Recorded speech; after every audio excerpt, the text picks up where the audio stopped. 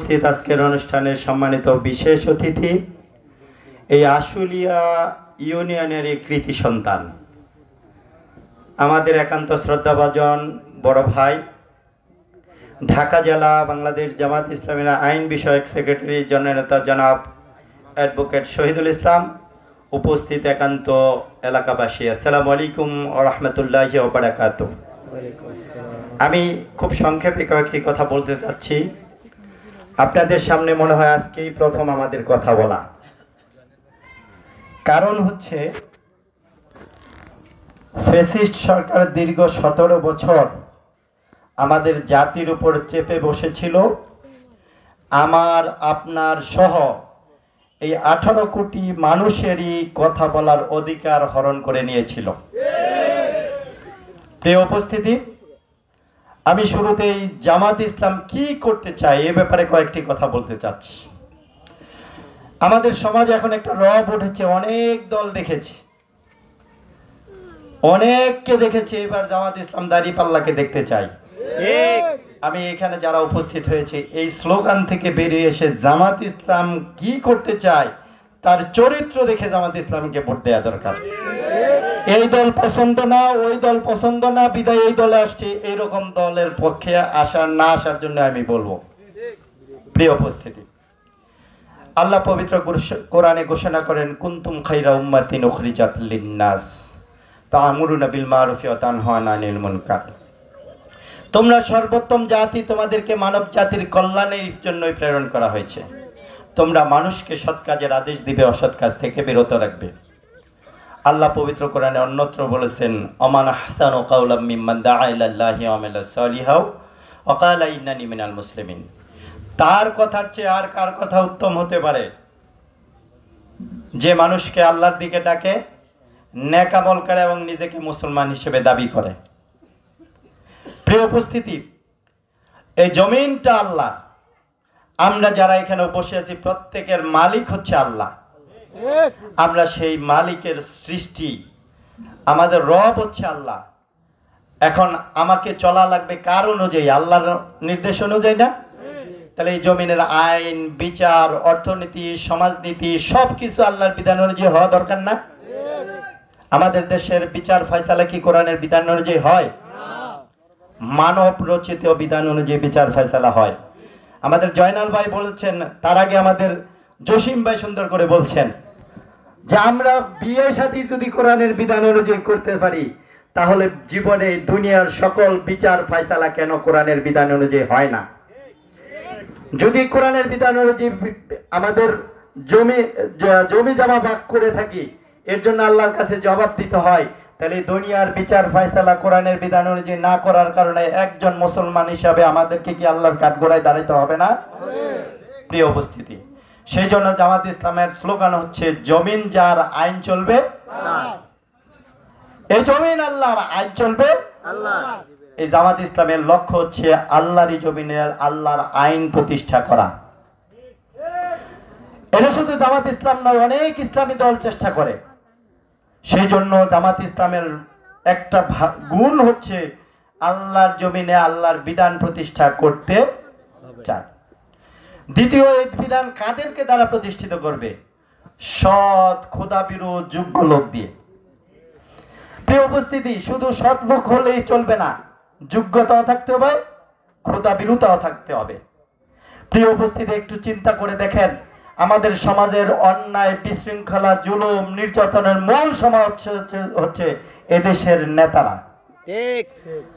এদেশের যারা নেতৃত্ব দিচ্ছে, তারা এই জমিনে বিশৃঙ্খলা তৈরি করে রেখেছে। আজকে দুর্নীতি হচ্ছে আমাদের সমাজের মূল সমস্যা। আজকে দেখেন, যারা এমপি হয়, মন্ত্রী হয়, সচিব হয়, এসপি হয়, ডিসি হয়, হাজার হাজার কোটি টাকা দুর্নীতি করে তাদের নিজেদের ব্যাংক ব্যালেন্স ভর্তি করছে। শুধু তাই নয়, ব্যাংক ব্যালেন্স ভর্তি করে দেশে রাখলে তো হচ্ছিলই, দেশের টাকা হাজার হাজার কোটি টাকা বিদেশে পাচার করে দিয়ে এদেশের তাদের সেকেন্ড হোম তৈরি করছে। সেই জন্য প্রিয় উপস্থিতি, এই দুর্নীতিকে মূলোৎপাটন করতে হলে, এই জুলুম থেকে জাতিকে মুক্তি দিতে হলে, বৈষম্যহীন আদর্শ একটি সমাজ কায়েম করতে হলে সৎ, যোগ্য, খোদাভীরু নেতৃত্বের কোনো বিকল্প নাই। আমাদের নেতৃবৃন্দ আলোচনায় বলছে আমাদের জয়নাল ভাই, আমাদের 2 জন মন্ত্রী ছিল, 17 জন এমপি ছিল, এর আগে 3 জন এমপি ছিল, এর আগে 18 জন এমপি ছিল, এর আগে 10 জন এমপি ছিল। আল্লাহর রহমতে বুকে হাত দিয়ে বলতে পারি এই জামাত ইসলামের এমপি মন্ত্রী এবং জামাত ইসলামকে সাপোর্ট করে এরকম কোন বড় অফিসারের বিরুদ্ধে 2 টাকার দুর্নীতি আল্লাহর রহমতে দেখাইতে পারে নাই। তার মানে বোঝা যাচ্ছে এই জাতিকে যদি মুক্তি দিতে হয় সৎ লোকের নেতৃত্ব প্রতিষ্ঠা ছাড়া আর কোনো বিকল্প নাই। জামাত ইসলাম এই দেশে এমপি হবে, মন্ত্রী হবে, সচিব হবে, একটা বাড়ির পরিবর্তে 10টা 15টা 20টা বাড়ি হবে না, হাজার হাজার কোটি টাকার মালিক হবে না। এই জমিনে কি বিশ্বাস করা যায়?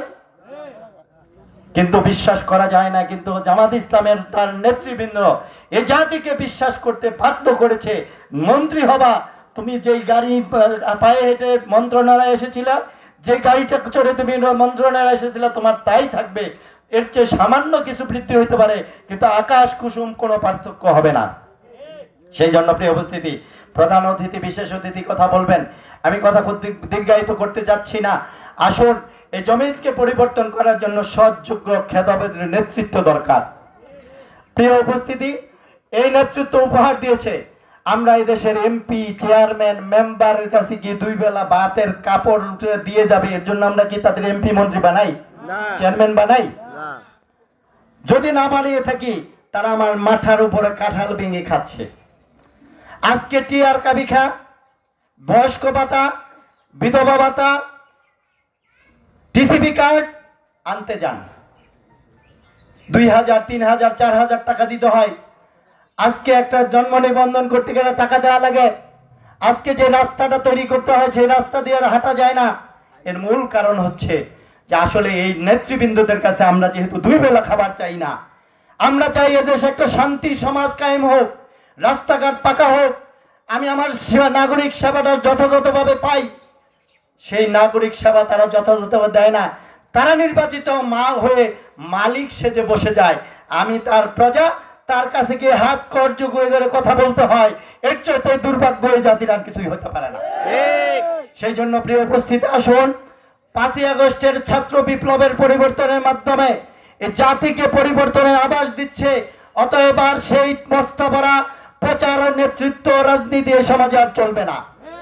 সেই জন্য জামাত ইসলাম বলতে যাচ্ছে, আসুন এই জমিন থেকে সেই জুলুম, নির্যাতন, অন্যায়, অত্যাচার, নিষ্পেষণ, দুর্নীতি মূলোৎপাটন করে জনগণের সমাজ আমরা কায়েম করব ইনশাআল্লাহ। সেই জনগণের সমাজ কায়েমের জন্য জামাত ইসলাম চেষ্টা করতে যাচ্ছে, বৈষম্যহীন একটা সমাজ কায়েম করতে চায়। প্রিয় উপস্থিতি, আজকে আপনাদের পাড়াগ্রাম রুস্তমপুরে হয়তো বা আনাচে কানাচে নেশা দেখা যায় না, যায় কি? আমার বাড়ি গাজীরচর, এই দামসোনা ইউনিয়নে আমার গাড়িচরের প্রত্যেকটা গলিতে গলিতে নেশা দ্রব্যের সয়লাভ।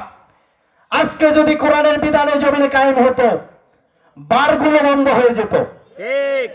যদি সৎ লোকের সমাবেশন কায়েম হতো, আজকে সমাজ থেকে নেশা দ্রব্য দূর হয়ে যেত। আজকে নিষ্পেষণের এই নেতাদের নির্যাতনে আমরা অতিষ্ঠ হয়ে গেছি, ফ্রিলি কথা বলতে যাচ্ছি পারছি না। সেই জন্য প্রিয় উপস্থিতি, এই জমিন থেকে যদি এই নেশা দ্রব্য দূর করতে হয়, এই জমিনের থেকে যদি আজকে মানুষগুলো অসহায়, নির্যাতিত, নিষ্পেষিত এখান থেকে দূর করতে হয়, আজকে অন্ন বস্ত্র বাসস্থানের যদি নিশ্চয়তা দিতে হয়, ইসলামী সমাজ, কোরআনের সমাজ, কোরআনের আইনে জমিনে বাস্তবায়নের বিকল্প নাই। আজকে যদি জাকাত ভিত্তিক অর্থনীতি প্রতিষ্ঠিত হয়ে যেত, এদেশের কোনো মানুষ চিকিৎসাহীন থাকতো না। যদি এই জাকাত ভিত্তিক অর্থনীতি প্রতিষ্ঠিত হয়ে যেত, কোনো মানুষ কর্মহীন থাকতো না। আমাদের আমিরে জামাত ঘোষণা করেছেন, আমরা এমন শিক্ষা ব্যবস্থা প্রতিষ্ঠা করতে চাই, এক হাতে তার সার্টিফিকেট, আরেক হাতে তার কর্মসংস্থান। সেই জন্য প্রিয় উপস্থিতি, কথা শেষ করছি, আমাদের স্লিপ চলে আসছে, আমি আমার কথা এখানেই শেষ করছি। আসুন এই সমাজকে পরিবর্তনের জন্য আমরা অঙ্গীকারবদ্ধ হই, এবং এই সমাজে যদি দুর্নীতি দূর করতে চাই, আমির জামাতের এই কথাটা আপনাদেরকে এসে কল্পনা মনে হইতে পারে, এটাই রিয়েলিটি, এটাই বাস্তবতা। এই সমাজ থেকে দুর্নীতি দূর করতে গেলে এই সমাজের একটা সোনার সমাজ পরিণত হবে। সেই জন্য আসুন, আল্লাহর আইন, সত্যকের শাসন কায়েমের লক্ষ্যে আমাদের এই আসনের এমপি প্রার্থী হয়ে আমাদের আফজাল ভাই আপনাদের সামনে এসেছে। আর একদিনও হয়তো বা এরকম উঠান বৈঠকে আপনাদের কাছে আসবে না। আমি আপনাদের কাছে দাবি জানাতে চাচ্ছি, আফজাল ভাই যেগুলো আজকে চলে আসছে, আপনাদের সামনে আসছে, আফজাল ভাই আমাদের আশিলেরই কৃতি সন্তান, আমাদের পার্শ্ববর্তী ইউনিয়ন শিমুলিয়া ভাইয়ের বাড়ি। সেই আফজাল ভাইকে আমি 30 বছর যাবৎ চিনি। আল্লাহর রহমতে আমার চোখে দেখার মধ্যে আফজাল ভাই সততার পরিচয় দিতে পেরেছে আমার সামনে। আপনাদের সামনেই আমাদের অ্যাডভোকেট শহীদ ভাই বড় হয়েছেন। আমি আরো ওনার সাথেও প্রায় 30 বছর যাবৎ আমার সম্পর্ক যোগাযোগ। প্রিয় উপস্থিতি, আমার মতে এদেশের সততার পরিচয় আমাদের এই ভাইরা দিতে পেরেছে। সেই জন্য আফজাল ভাইয়ের পক্ষে সব থেকে একজন আফজাল ভাই হয়ে দাঁড়িপাল্লার প্রতীকে এই আশুলিয়ার পাড়াগ্রাম, রুস্তমপুর, নয়াপাড়া প্রত্যেকটা গ্রামে গ্রামে আমাদেরকে দাঁড়িপাল্লার প্রতীককে জয়লাভ করাইতে হবেই হবে ইনশাআল্লাহ। সেই ওয়াদা আছে সবার কাছে, সেই আহ্বান জানিয়ে আমি আমার কথা শেষ করছি।